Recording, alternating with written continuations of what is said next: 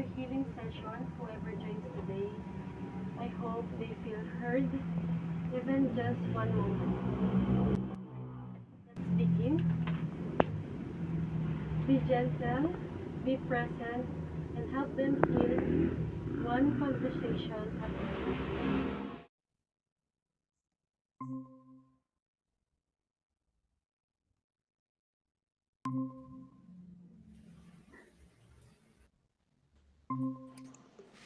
Good evening, sir.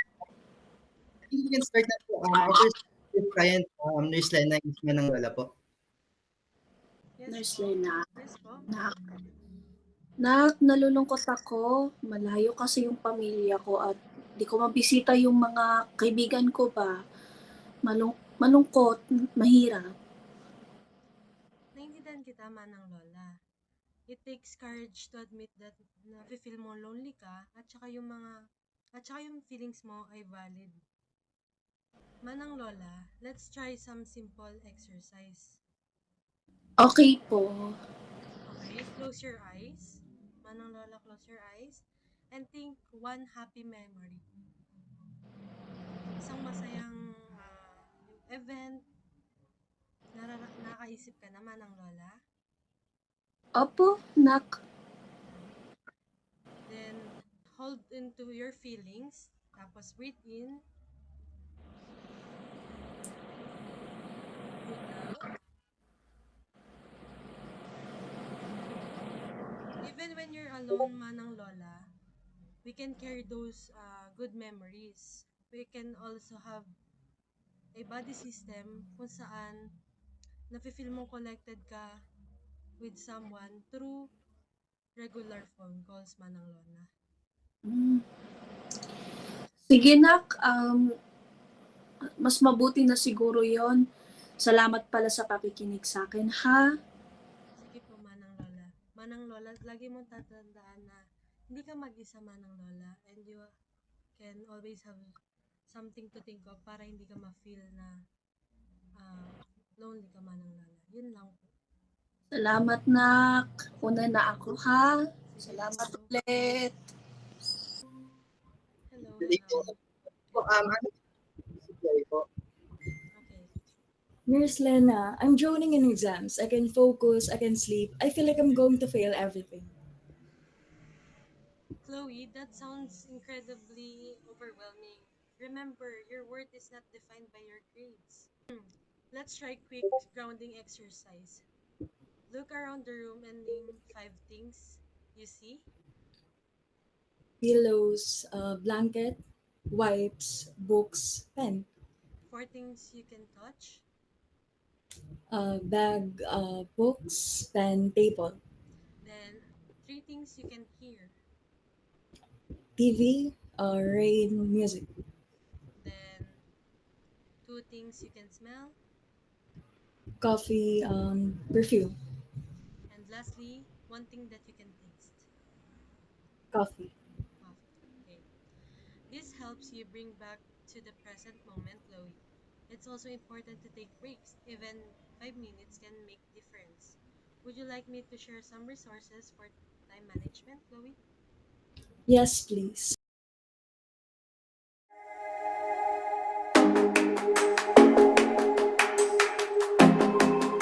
Please. Thank you, Nurse Lena. I really appreciate it. Okay, thank you, Chloe. Thank you. Hello, good day po ulit. Nurse Lena. Yes, good day, Sam. Let's wait na lang po for our next client. Okay, Ayun na po. Sam. Good Okay. morning, Jessica. Our next client po, Nurse Lena is Jessica po. Yes. Thank you. Yes. Thank you. I'm Jessica. I'm working all the time and I feel completely drained. I don't even enjoy the things I used to. Jessica, it sounds like you're experiencing burnout. It's important to set boundaries. Can you commit to turning off your notification at work at certain time each day?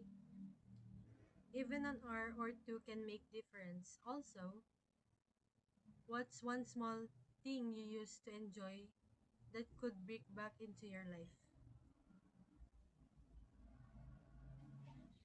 I used to play guitar. I haven't touched it in months. Then that's an assignment, Jessica. Pick up the guitar, even for just 10 minutes. You deserve to do something that brings you joy. That's all. I understand. Next client po natin si Mark. Joining na po. Okay. Pa-chat naman. Sure po. No problem po. Thank you. Thank you. Ayun, joining na daw po. Nag-reply si Mark. Okay.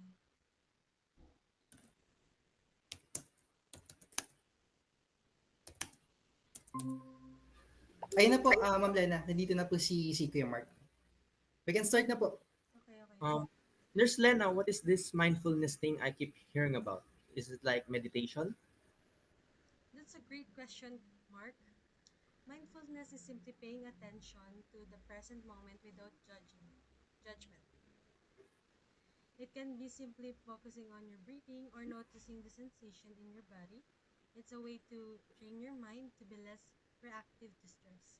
Let's try a quick exercise together. Okay? Breathe in, breathe out. Close your eyes, breathe in, breathe out. Okay. Now, that's all, Kuya Mark. How do you feel now, Kuya Mark? I'm good. Okay, that's all. Thank you. Thank you. Kuya Juan po. Kuya Juan, si Nurse Lena po. We can start na po. Thank you po. Hello po, Nurse Lena. Hello, Kuya Juan. Yes po.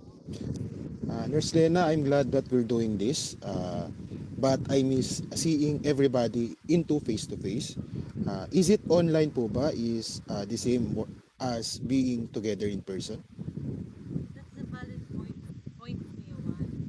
While we can't replace in-person interaction, online allow us to reach more people, especially those who have difficulty leaving their home. It's about using technology to strengthen our community, not to replace it.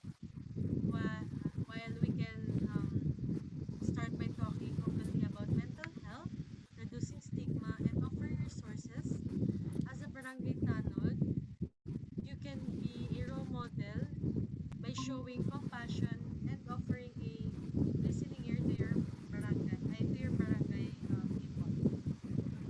Hi Lena, this is fantastic. You're providing such a valuable service to the community. Keep up the amazing work. Hello, Dr. Cecil. Thank you very much, Doctor. I appreciate your support. Wow, Nurse Lena, nakaka-proud. Ang dami nating natulungan today, no? It's cool, right? Kasi even though we're just online, parang I feel like na kasama talaga natin yung mga client natin. So, nakakatuwa. Yes, thank you for joining our healing space workshop. Remember, your mental health matters, and be kind to yourself and reach our help when you need it. We're here for you, Sam. Thank you very much. Thanks as well, Nurse Lena. Bye-bye. Thank you. Bye. Thank you.